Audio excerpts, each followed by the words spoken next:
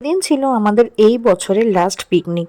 তো আমরা চলে গেছিলাম দিয়ারাতে। তো চলো তোমাদের সাথে মেনুটা শেয়ার করে নিই। প্রথমেই তো আমাদেরকে চা দিয়ে দিয়েছিল, সাথে বিস্কিট। আর ব্রেকফাস্টে ছিল কড়াইশুঁটির কচুরি, কষা কষা আলুর দম, আর সাথে ছিল গোলাপ জামুন।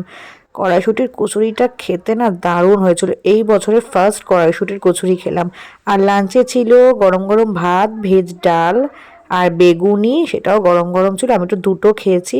ফুলকপির রোস্ট আর স্যালাড, আর কাতলা মাছের কালিয়া, চিকেন কষা, চাটনি, পাঁপড়, আর ছিল লাস্ট পাতে নলেন গুড়ের রসগোল্লা। তারপর সন্ধে হতেই হতেই আবার আমাদেরকে চা দিয়েছিল। বাড়ি ফিরে এই পেস্ট্রিটা খেয়েছিলাম, ফ্রিজে ছিল বলে। আর একটা কথা বলে রাখি, যাদের সাথে গেছিলাম তারা ডিনারও দিয়ে দিয়েছিল, ফ্রাইড রাইস আর চিকেন কষা, যেটা আমি ক্লিপ নিতে ভুলে গেছি। তো দিনটা তো খুব ভালো কাটলো। আর ভালো লাগলে ব্লগটা আমার সাবস্ক্রাইব করো। টাটা।